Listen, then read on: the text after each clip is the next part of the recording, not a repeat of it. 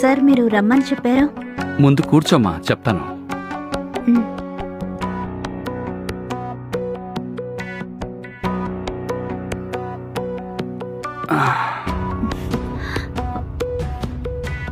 ఏంటి సార్, ఇంట్లో మీరు మాత్రమే ఉన్నారా?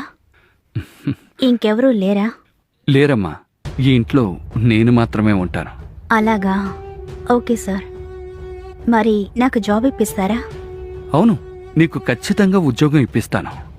నిజంగానా సార్? అవునమ్మా, నీకు ఉద్యోగం ఎలాగైనా ఇప్పిస్తాను. ఎలా సార్?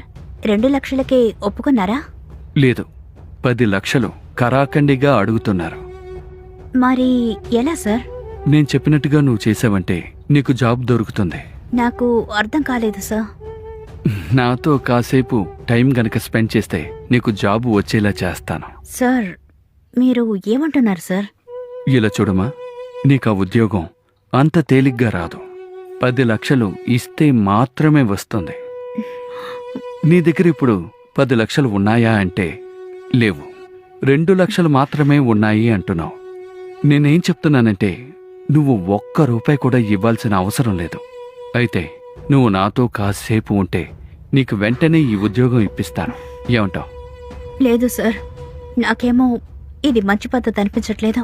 ఏంటమ్మా ఇలా అంటున్నావు? నీకు నేను ఒక మంచి అవకాశం ఇస్తున్నాను. నీ స్థానంలో మరొకరుంటే ఇలాంటి అవకాశాన్ని వెంటనే సద్వినియోగం చేసుకునేవారు.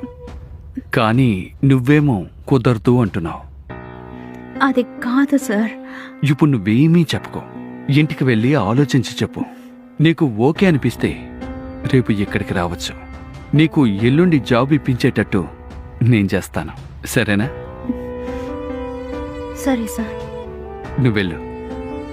మ్.